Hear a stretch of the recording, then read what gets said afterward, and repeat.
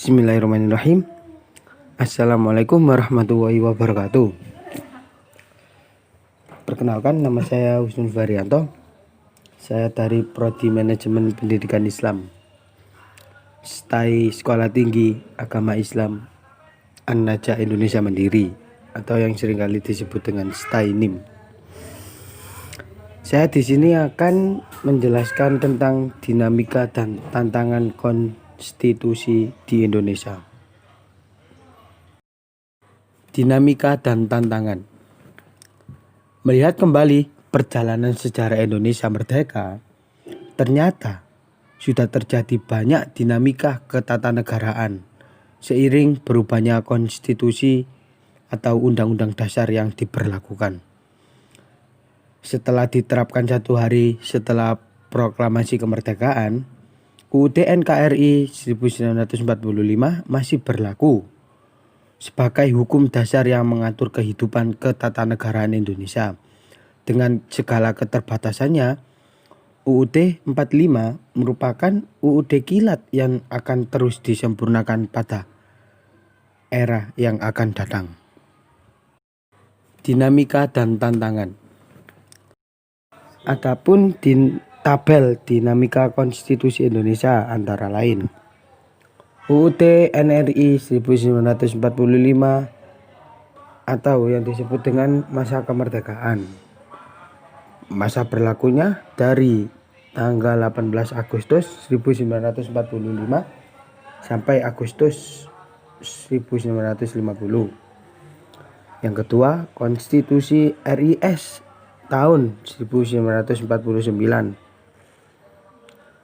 yang berlaku dari tanggal 27 Desember 1949 sampai 17 Agustus 1950. Yang ketiga yakni UUDS 1950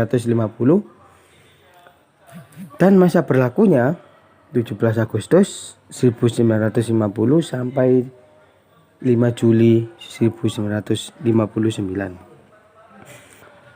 Yang keempat, UUD NRI 1945 atau yang disebut dengan Orde Lama, yang berlaku dari tanggal 5 Juli 1959 sampai tahun 1965. Yang terakhir yakni Orde Baru yang berlaku 1969 sampai 1998. Selanjutnya yakni krisis moneter. Pada pertengahan tahun 1997 negara kita dilanda krisis ekonomi dan moneter yang sangat hebat. Krisis ekonomi dan moneter yang melanda Indonesia ketika itu merupakan suatu tantangan yang sangat berat. Akibat dari krisis tersebut adalah yang pertama, harga pangan ataupun barang-barang lainnya melambung tinggi. Sedangkan daya beli masyarakat terus menurun.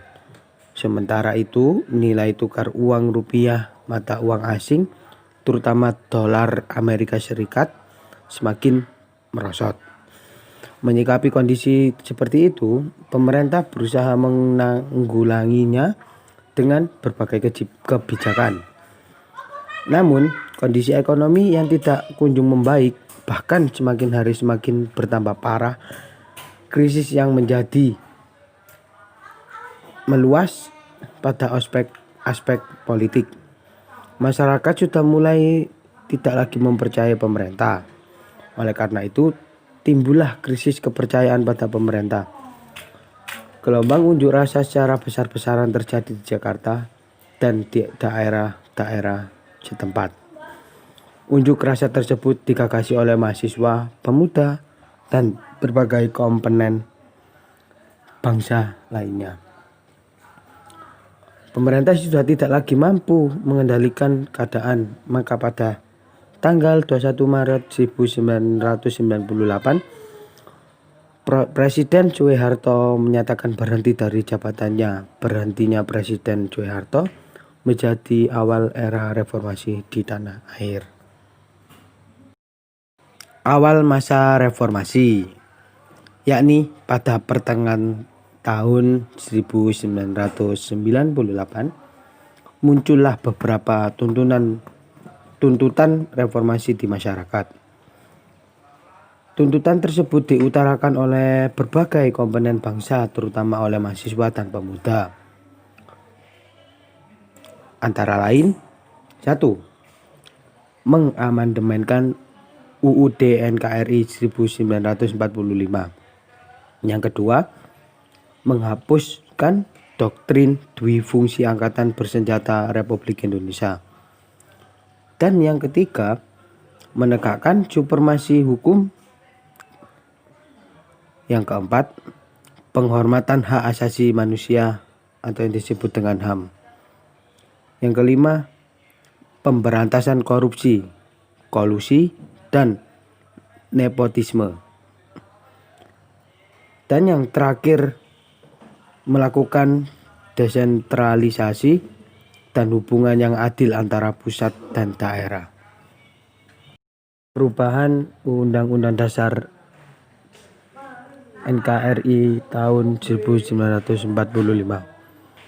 Dalam perkembangannya, tuntutan perubahan UUD NKRI 1945 menjadi kebutuhan bersama bangsa Indonesia.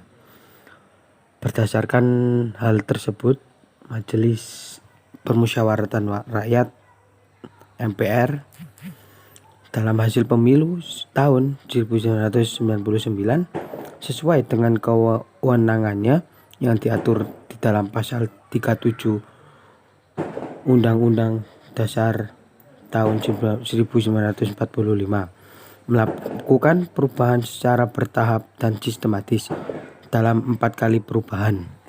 Antara lain, perubahan pertama pada sidang umum MPR tahun 99. Yang kedua, perubahan kedua pada sidang tahunan MPR pada tahun 2000. Yang ketiga, pada sidang tahunan MPR 2001. Dan yang terakhir pada sidang tahunan MPR 2002. Perubahan Undang-Undang NKRI 1945 yang dilakukan oleh MPR selain merupakan perwujudan dari tuntutan reformasi, sebenarnya sejalan dengan pemikiran pendiri bangsa Indonesia. Ketua Panitia Penyusun UUD NKRI 1945 yakni Insinyur Soekarno dalam rapat panitia persiapan kemerdekaan Indonesia pada tanggal 18 Agustus 1945, diantaranya menyatakan sebagai berikut, bahwa ini adalah sekedar undang-undang dasar sementara, undang-undang dasar kilat, bahwa barangkali dikatakan pula inilah revolusi grounded. Nanti kita membuat undang-undang dasar yang lebih sempurna dan lengkap. Hingga saat ini, perubahan yang dilakukan terhadap UUD NKRI 1945 telah dilakukan sebanyak 4 kali, yakni pada tahun 1999, 2000, dan tahun 2001, dan yang terakhir tahun 2002. Perubahan yang dilakukan bertujuan untuk menyesuaikan dengan tuntutan dan tantangan yang dihadapi saat itu. Mungkin itu saja dari saya. Bila ada kekurangan dalam perkataan atau perbuatan, saya pribadi mohon maaf sebesar-besarnya. Sekian dari saya. Assalamualaikum warahmatullahi wabarakatuh.